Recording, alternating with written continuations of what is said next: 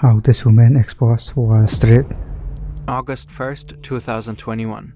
Desiree Fixler wakes up at her parents' home in New York City. It was very early Sunday morning, and my phone is kind of pinging and lighting up, and it's kind of weird. This morning will turn her entire life Is she a reporter or something? upside down. She knew this day would come eventually. Over the past few months, she has been talking to journalists from the Wall Street Journal. Their conversations focused on her former employer, who she is accusing of serious wrongdoing. She has shared internal documents to back up her claims. Desiree is fully aware that her story is highly explosive. Fraud? She knows about the massive repercussions it could create. But the About some abuse issues, I question guess. is, will people believe her? I was a nervous wreck, an absolute nervous wreck. Desiree picks up her phone. It is lighting up with notifications by the second. I, just load up the Wall Street Journal app, and, there it is. There's my face. It's such a disorienting feeling just seeing yourself, and because it's a personal story. The title was something like, Fired Executive Says Deutsche Bank's DWS overstated sustainable investing efforts. Desiree Fixler is that fired executive. For 8 months, she was the chief sustainability officer at DWS, a subsidiary of Germany's flagship investment bank Deutsche Bank. Today, DWS is arguably Germany's largest asset manager with over $900 billion in client assets. And Desiree claims that DWS has been strategically lying about its sustainable investment efforts.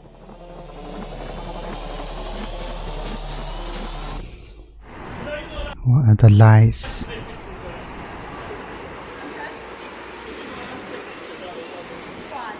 Thanks to her, that morning, the entire world And who is this guy? learns about the largest greenwashing scandal in global finance. I don't think they ever considered that I might have the balls to speak out. Someone needed to stand up and speak the truth. You can't pretend to the outside world that you're What is this intro music so long? nice, shiny, and green, and internally, a brown piece of shit.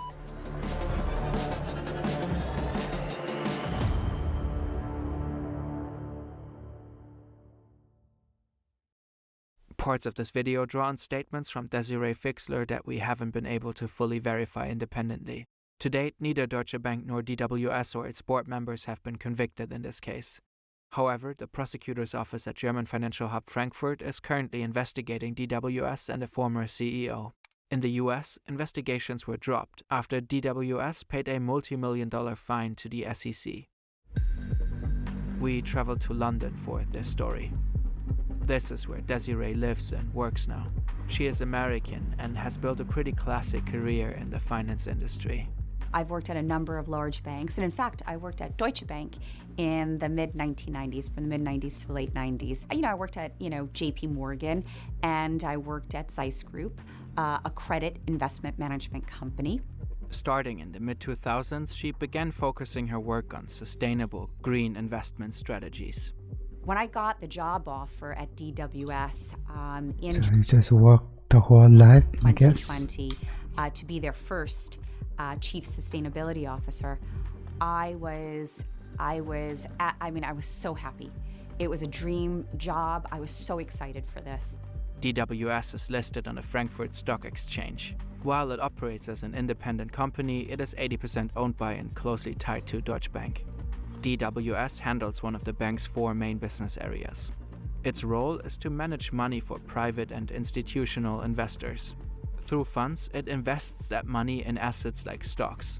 Their headquarters are located in this Frankfurt City complex. This is where Desiree started working in August 2020. I was hired to set DWS's sustainability strategy for the entire company, and also to set a sustainability strategy for the assets under management, how DWS would approach sustainable investing. DWS brands itself as a market leader in sustainable investments. Desiree's job is to solidify that reputation and expand the company's Wildlife Panther. ESG strategy. ESG is short for environmental, social, and governance, criteria used to evaluate companies. And of course, we know what the three letters stand for. The problem is it means different things to different people. The idea is simple. Companies with high ESG ratings are supposed to be well managed and have a positive impact on society and the environment. But in finance, ESG factors are often interpreted differently. Some people focus more on how secure and resilient a company is against environmental or societal risks. How might climate change impact the business? What effects could political decisions have? How could shifting consumer preferences affect your company?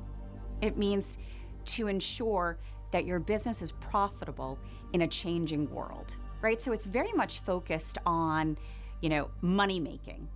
The ESG acronym comes with countless issues. Oh, yeah. There's no universal definition, the available data is often poor, and there's a glaring lack of regulation. Evaluation criteria are often opaque, and the results can vary wildly. We'll touch on many of these problems in this video, but explaining it all in detail would go far beyond our scope. You'll find further resources on ESG in the description. Despite all those uncertainties, the ESG industry is growing steadily. Investors around the globe are eager to invest sustainably. ESG had become a big factor. It was becoming a very big growth market. That's not lost on DWS. The then CEO Asoka Verman repeatedly emphasizes that ESG and sustainability are of utmost importance to the company. In advertisements, DWS continually touts its years of experience in the sector. For more than 20 years, influences ESG as a topic of the product and investment decisions at Deutsche Asset Management. And in 2008, we were one of the first asset Very uplifting music. managers to sign the UN-sponsored Principles for Responsible Investment. But when Desiree starts her job in Frankfurt, she's in for a surprise. She works closely with board members of DWS and Deutsche Bank, as well as high-ranking fund managers and analysts. But according to Fixler, their focus is rarely on the core business. In all my interactions with Karl van Roer or Asoka or the Vorstand at DWS, these folks didn't like talking about the business. So, they didn't use Bloomberg. They weren't looking at financial markets. There was no excitement about what they were doing. I had the feeling they loved their senior positions. They loved the perks. They thought they were very special because they were, Vorstandmitglieder. In all of my interactions, there was always one word missing. In all the Just bland. meetings, client. I never, ever heard these guys speak about their clients, their customers. That may sound exaggerated, but that's how Fixler puts it. Many businesses lose focus on their clients and their clients' data. Time and again, data breaches result in tons of personal information turning up online. Addresses, phone numbers, etc., which are then collected by data brokers. They in turn resell this data partly to scammers. The consequences range from robocalls and weird emails all the way to identity theft. Incogni forces data brokers to delete your sensitive information. It scans the web, finds where your data is being sold, and sends automated removal requests on your behalf. Plus, it keeps up. Just months before Desiree's tenure, Deutsche Bank had paid a hefty penalty for its business ties to convicted sex offender Jeffrey Epstein. During that period, there were even rumors that Deutsche Bank might completely pull out of the US market. Maybe that's why Desiree senses a different vibe in Frankfurt compared to other financial hubs. It was weird. It's a very strange Giving money to Jeffrey Epstein. institution. I think if you work for the institution in London or New York, it's okay. It's probably feels like any other sort of bank or asset management company, but Frankfurt head office is really strange. I used to call it the upside down world. When you're in meetings, or just reading your emails, interacting with the senior brass at Deutsche Bank, these are some very strange, very peculiar individuals. Desiree gets to work either way. Her first step, take stock of the situation. Is he in severance? What companies is DWS investing in? Like situation office? And how are these decisions made? One company keeps popping up. One that has gained quite the reputation. The Wirecard scandal broke in June 2020, just a few months before Desiree got to Frankfurt. DWS lost around $650 million when the payment provider collapsed. Oddly enough, Wirecard was listed in DWS's ESG Investor Fund. That fund was supposedly reserved for companies that are responsibly managed and adhere to social and environmental standards. Up until April 2020, Wirecard was the fund's second largest holding, making up 9.1% of its portfolio. That position was reduced to 4.5% just 2 months before the scandal broke. Desiree is puzzled. How did Wirecard get into this ESG fund? She decides to investigate how the company made its way into this supposedly sustainable fund and why DWS held onto it for so long. She contacts the responsible team, but keeps getting the same response. We have already sold all Wirecard. I'm like, I know. And the company has collapsed. And we're looking at taking a 650 million euro hit on this. I know. The question is, how did it happen? Determined to find answers, Desiree tracks down the No internal answers. ESG report on Wirecard. When I clicked on it and I opened up the report, I swear I almost fell off my chair.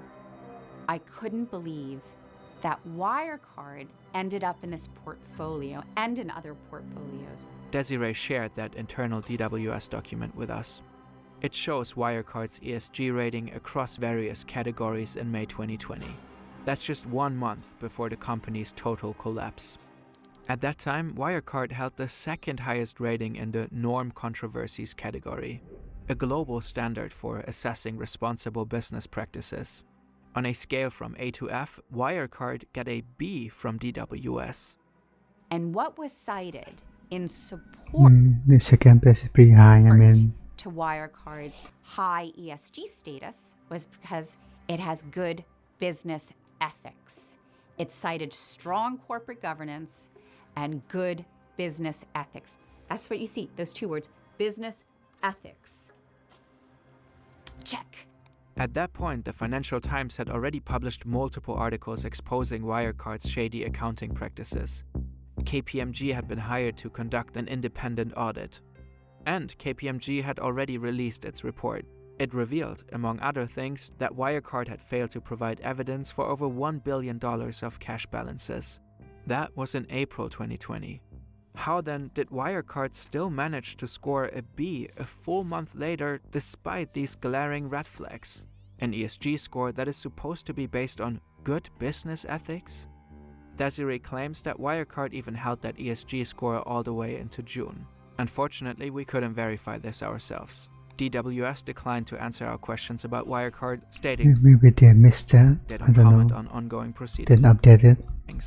At the time, DWS uses a proprietary and supposedly highly sophisticated system to analyze companies' ESG factors, the so-called ESG engine. In 2008, we signed the Principle for Responsible Investment, the PRI. Since then, we made significant and exciting developments to our product suites and processes. Most notably, we have developed a highly sophisticated ESG analysis tool, the ESG Engine. With the ESG engine, it is possible to integrate the ESG criteria into our clients and our own investment processes and portfolios. More than 3,000 companies can be screened for our portfolio managers and, finally, for our clients. The ESG engine is fed company data from major rating agencies and financial service providers like MSCI, ISS, and Sustainalytics. But a lot of times, the raw data from many rating agencies is already flawed. The exact criteria and weightings are not standardized. The evaluation processes are quite opaque and not made public. Either way, this data is then processed and analyzed by the ESG engine. So externally, the ESG engine was marketed as world-class, as sophisticated. Internally, the most commonly used word to describe the ESG engine was the word shit. Everyone knew there was a problem with this engine. The technology behind the engine was said to be extremely unreliable. The ratings that churned out often didn't make any sense. So internally, it was well known this was a shitty system. Portfolio managers, anyone working in ESG, and especially the Vorstand. Vorstand means board. Desiree shared internal emails with us. These emails reveal that parts of DWS were fully aware of the poor state of their ESG systems. We do risk management, and we do it badly. That's former DWS Global Head of Research Francesco Curto writing to Chief Investment Officer Stefan Kreuzkamp. In addition to the problematic ESG engine, DWS introduces another tool in 2020. And they had this world-class, sophisticated, smart integration framework, sophisticated using artificial intelligence above industry standards. And what the system did is it issued ESG research reports on each of their invested companies. This smart integration system draws on the data from the proprietary ESG engine and ends up awarding Wirecard its highly questionable B rating. Meanwhile, according to Fixler, Amazon receives the lowest possible rating, F. Desiree says Oh, the so system bad. seemed to prioritize the number of controversies over their severity. Their smart integration system is telling investors, go long, invest in Wirecard. It's a great company. It's really well run. I mean, it's obvious, right? It only has one controversy. Stay away or even sell Amazon because this is a company that's about to collapse because it has so many social and governance issues. I don't think so, but okay. Desiree shares a serious suspicion with us. She believes the DWS systems were manipulated to favor companies the firm was already invested in by giving them more lenient ESG ratings. I believe that smart integration was set up so that the system would be more gentle on their high-risk exposures like Wirecard and like coal companies as an example. We cannot independently verify this claim, and Desiree was unable to provide substantial evidence to support it. Unfortunately, DWS also declined to comment on the issue, citing ongoing investigations. Desiree grows more and more frustrated. DWS brands itself as a leader in ESG investing. Desiree claims that internally, the company actually had a binding ESG policy. Portfolio managers were required to integrate ESG risk and opportunity factors into their investment decisions. But according to her, most of them simply ignored this policy. It was well known at the company It's a marketing trick, so that many of our most senior portfolio managers just disregarded ESG. Desiree decides to take the matter to the board. We have two ways we can go here. Just get rid of the policy, right? And stop lying to the public that we're this great ESG platform. Or we enforce the policy and make the portfolio managers do what you're telling investors they're doing. It's one or the other, but you can't have it both ways. You can't pretend to the people want investor if they know that. outside world that you're nice, shiny, and green, and internally, a brown piece of shit. From late 2020 to early 2021, she prepares several presentations for the DWS board. She also claims her concerns are repeatedly ignored. Nobody seems to care about or share them. By early 2021, preparations for the previous year's annual report are underway. Azoka Vorman and the Vorstand wanted to tell the world that their ESG assets under management went up. 459 billion euros, or roughly $550 billion. That's the total worth of assets managed using the so-called ESG integration approach, according to the report. The figure suggests that ESG criteria were considered for $550 billion of investments, more than half of DWS's total managed assets for 2020, which stood at $950 billion. That would be a solid 2% growth compared to the previous year. As part of her role as Chief Sustainability Officer, Desiree's job is to confirm that number. And I sat there and looked up to say, like, where are you guys getting the numbers? We don't have a tracking system. We're not tracking this. At best, we can maybe track, I don't know, manually, we could maybe look at 150 billion of assets under management are aligned with ESG, But 459 billion? No way.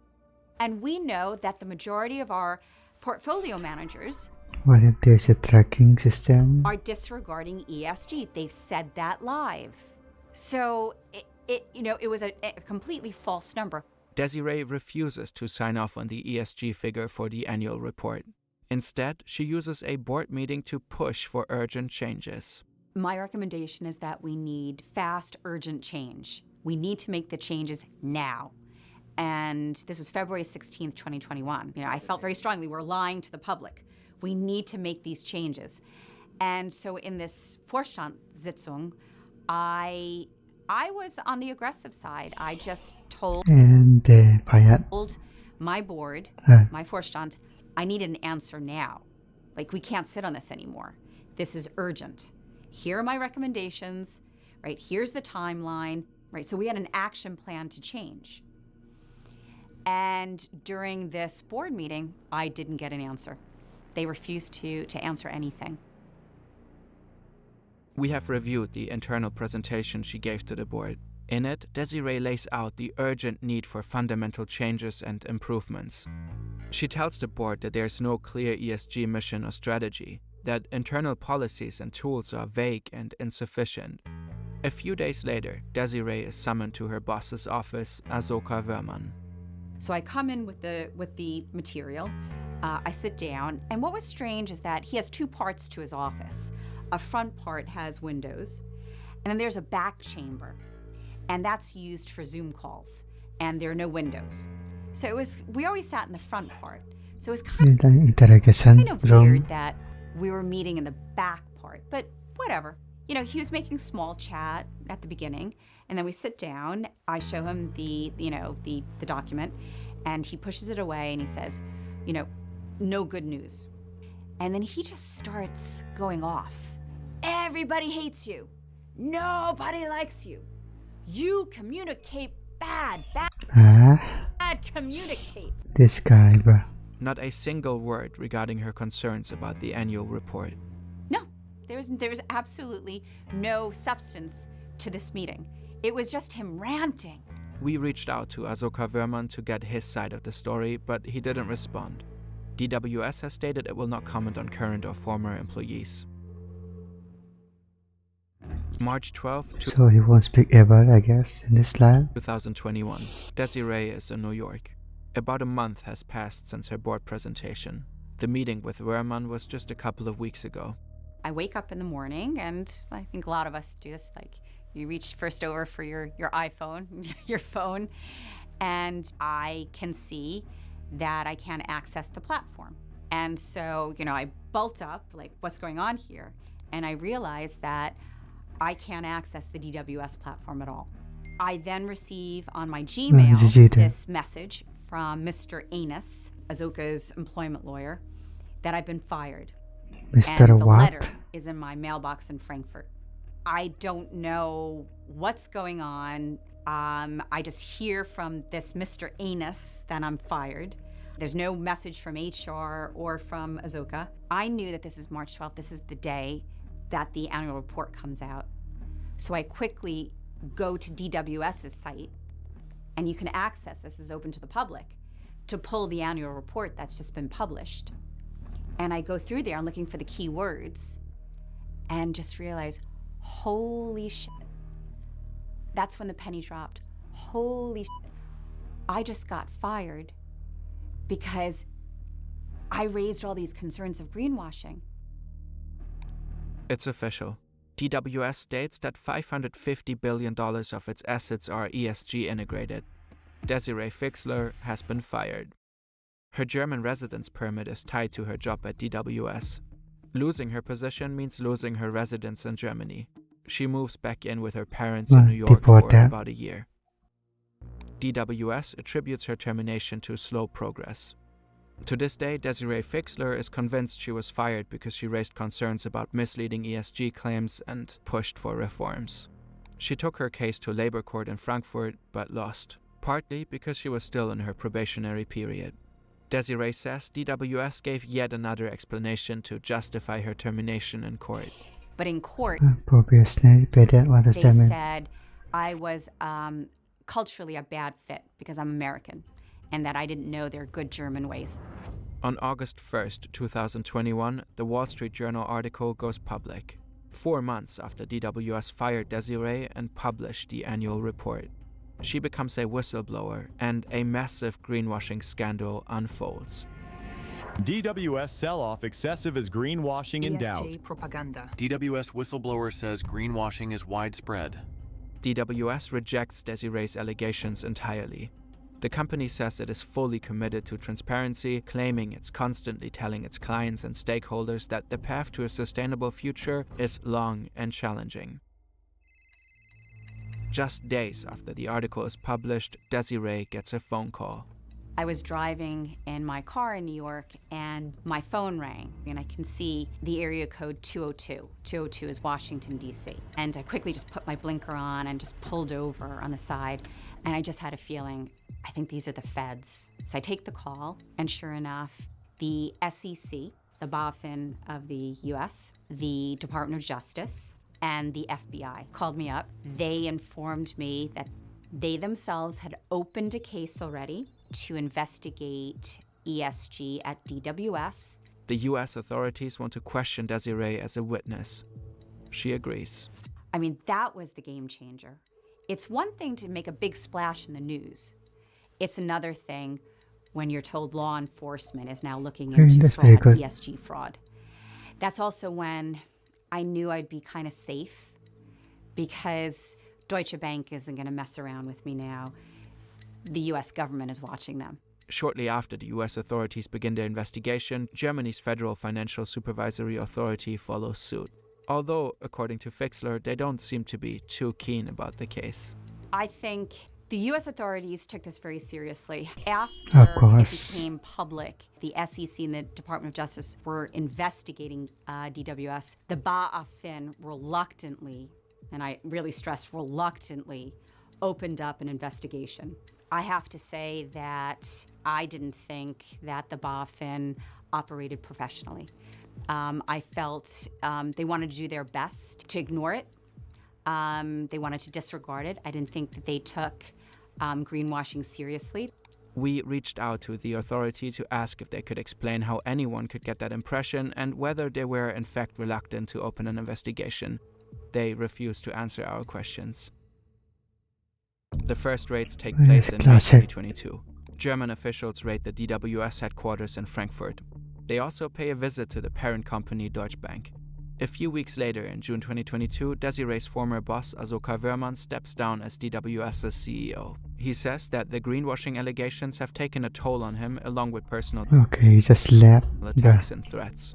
He agreed to his resignation with a heavy heart, hoping it would give both DWS and himself a fresh start.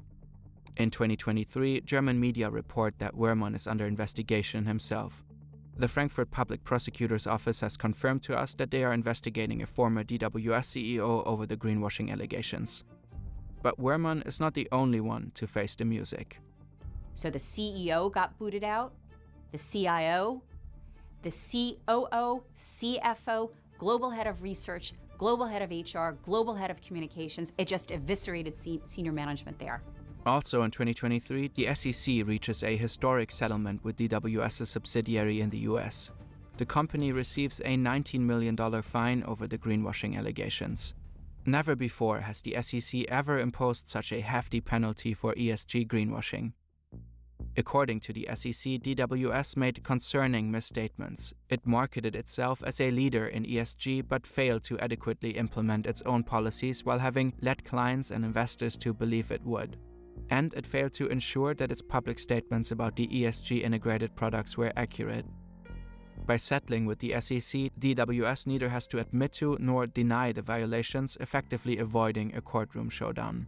DWS just pretends it was a little technical matter. It was an Yeah, just stay silent. internal processing matter. Classic. We stand by our disclosures. That is a lie. The SEC document, the SEC enforcement action is crystal clear. DWS made material misstatements. In a written response to us, DWS states it had already publicly acknowledged overly enthusiastic marketing and the inadequate implementation of control processes prior to the SEC decision. DWS also emphasizes the SEC found no evidence of fraudulent intent. The company further claims it has taken steps to address the identified shortcomings. The company unveiled a revised sustainability strategy and restructured its sustainability division.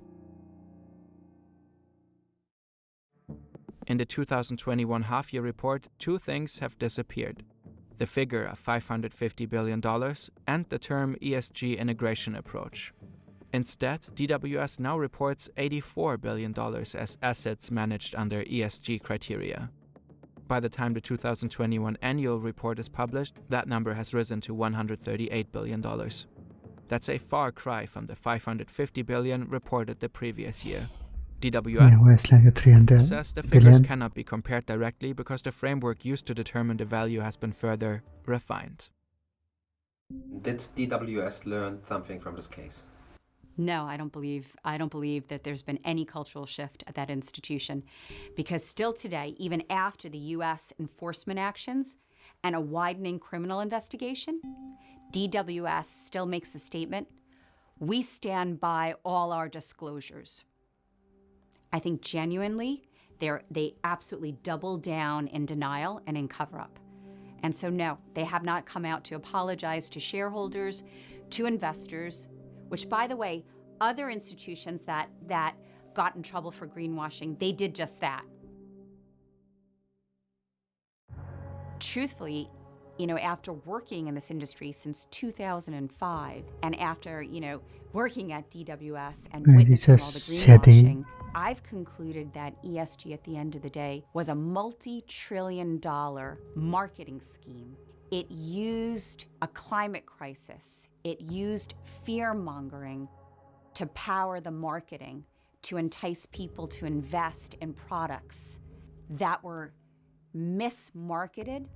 They were mismarketed to say that they were offering positive environmental and social impact. But at the end of the day, this grand multi-trillion dollars that's been mobilized into ESG offered no environmental or social impact. The global financial industry plays an important role in the fight against climate change.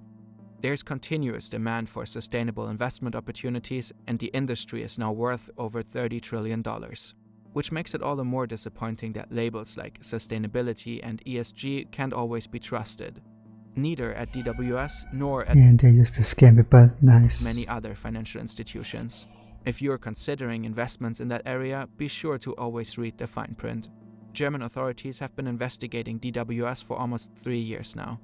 Desiree Fixler and other experts believe DWS will eventually Yeah, 3 years and getting nowhere. have to face consequences. What is this police? It does seem like the DWS scandal may have been a wake-up call for the financial industry. Investment advisors and asset managers are treading more carefully when it comes to bold promises, and even DWS seems to have learned a lesson, judging by the more modest numbers in its latest annual reports. But this case highlights, once again, the urgent need for governments and regulators to step up and crack down hard. Investments must deliver on their promises. The SEC has pledged to take a tougher stance on greenwashing in the future. Let's hope that authorities in other countries follow suit. Okay, I would ending there.